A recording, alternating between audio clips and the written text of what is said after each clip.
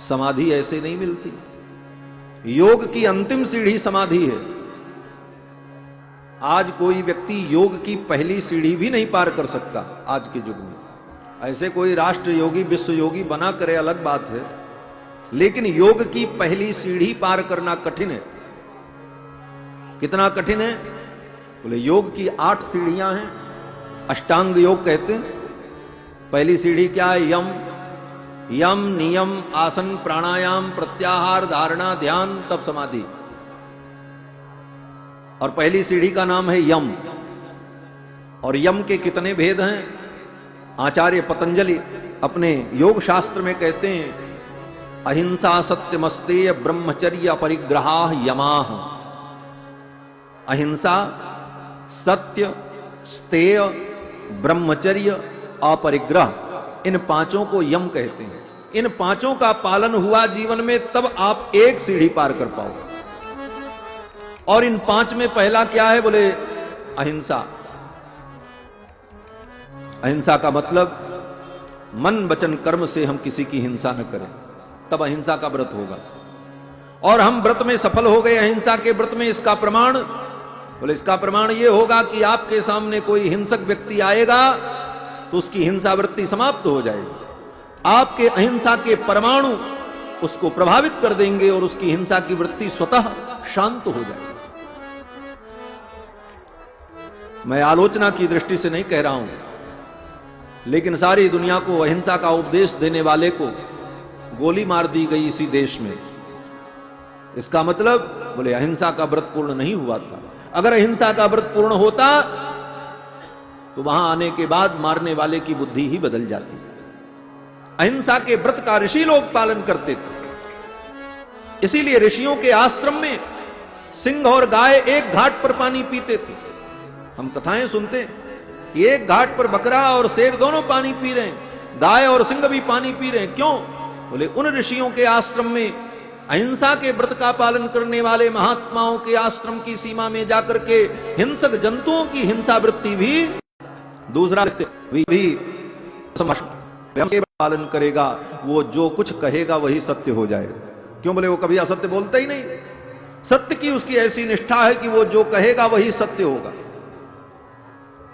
ऋषि मुनि लोगों के विषय में हम जो सुनते हैं कि ऋषियों ने शाप दे दिया, वरदान दे दिया, इसका मतलब क्या है? बोले सत्य की निष्ठा उनकी इतनी प्रबल होती थी कि वो जो कहते थे वही सत्य हो जाता। वो कहें कि तुम राजा बन जाओ तो हो गए राजा। क्यों? बोले उनके सत्य का बल है। तो सत्यव्रत की सिद्धि का यही प्रमाण है कि वाणी सत्य हो जाएगी। अहिंसा सत्य, अस्तेय। अस्तेय का मतलब किसी की वस्तु को बिना उसकी अनुमति के न ग्रहण किया जाए, इसको कहते हैं अस्तेय। और किसी भी व्यक्ति की कोई भी वस्तु को आपने उसकी अनुमति के बिना ले लिया तो आपको चोरी का ही पाप लगेगा। यहां तक कि किसी के खेत में से आपने एक मुट्ठी मिट्टी भी उठा ली हाथ मिट्टी करने के लिए, किसी के पेड़ से आपने एक दतवन भी तोड़ लिया, किसी के पेड़ से आपने एक फूल भी उसकी अनुमति के बिना तोड़ लिया, तो आपका अस्तेय व्रत नष्ट हो गया। कितना कठिन है सोचो। फिर इसके बाद अहिंसा सत्यमस्तेय ब्रह्मचर्य, चौथी कोटि ब्रह्मचर्य आती। ब्रह्मचर्य क्या है? केवल स्त्री समागम ही ब्रह्मचर्य को नष्ट करने का कारण नहीं है। 8 प्रकार के भोग का वर्णन शास्त्रों में है। स्मरणम कीर्तनम केलिहि प्रेक्षणम गुह्य भाषणम संकल्पोध्यवसायश्च क्रियानस्पत्तिरेव च एतन्मैथुनमष्टांगम प्रवदन्ति मनीषिणः। इन 8 प्रकार के भोगों से विरक्त हो जाना, यह ब्रह्मचर्य है। स्मरणम, भले आप कोई गलत कार्य नहीं करते, लेकिन मन से भी अगर आप सोच रहे हैं तो आपका ब्रह्मचर्य व्रत नष्ट हो गया। स्मरणम, स्मरण से बचो। कीर्तनम, उस विषय की चर्चा भी मत करो। केलिहि, केलिहि का मतलब